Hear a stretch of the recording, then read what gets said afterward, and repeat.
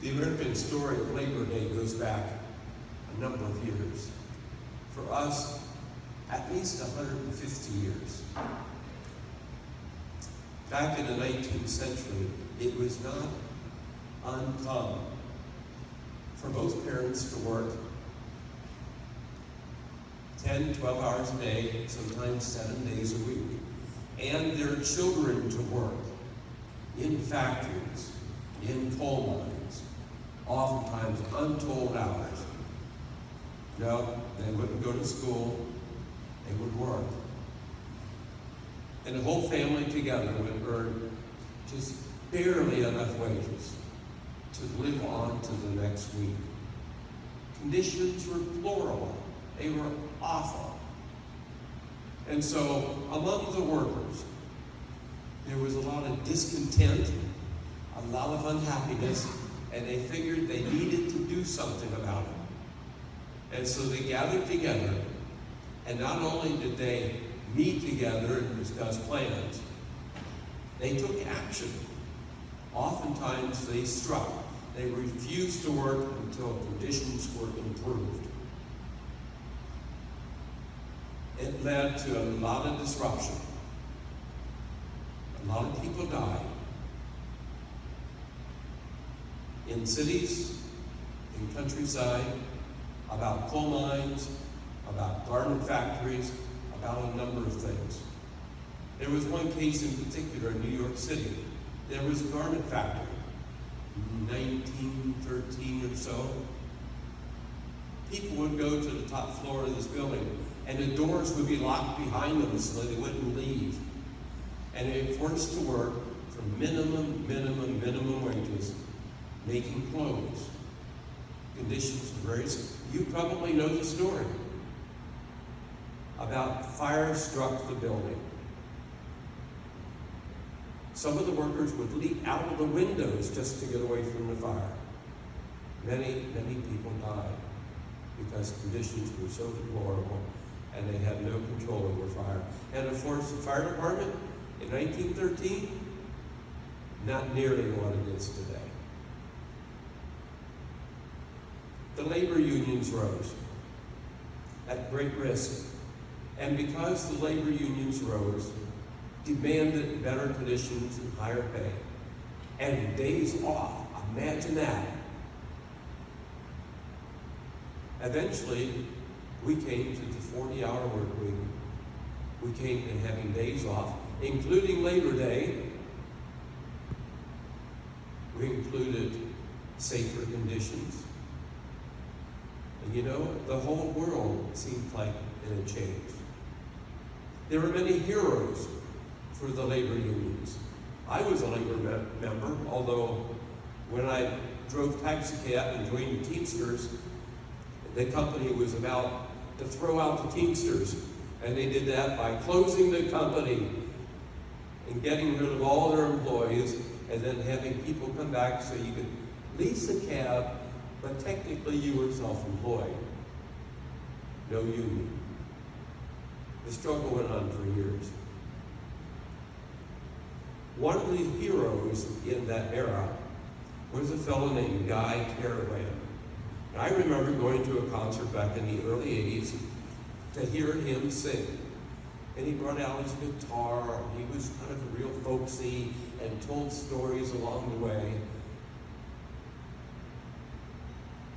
And he sang some of the iconic songs from that era of labor unions, of the civil rights marches. This is an album from 1982. And in 1982, we actually listened to records. Imagine that. So I want to play you a couple songs, and I'm anxious to hear your reaction.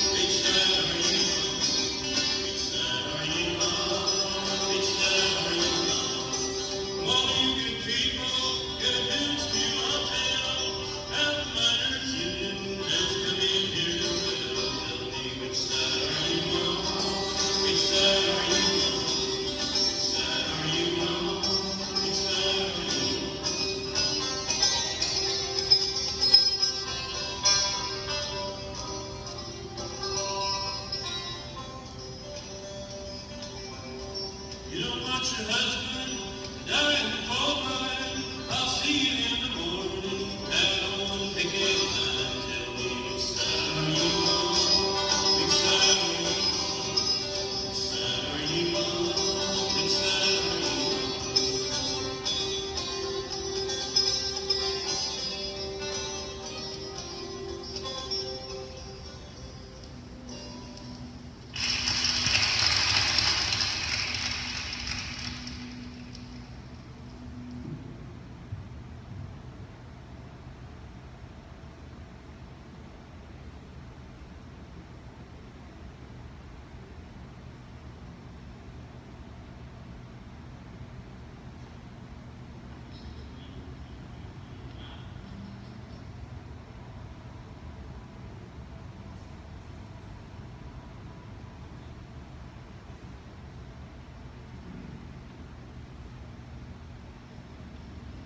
One of the songs that's most associated with Highlander's history is 50 years. This song came up in 1945 to Highlander. There was a lot of the older black people that came up.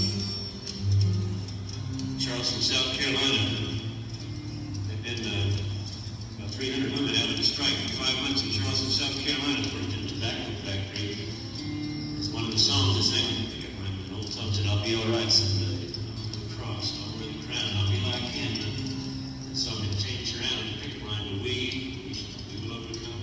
The old traditional verses that's gone around the world with that song. Came up to Howard in 1945 and stayed on there as a theme song. It spread all over the South and the Senate building. Kept adding verses to the years. And we sing some of that one time away. I'll be alright. Be alright someday. I'll be alright.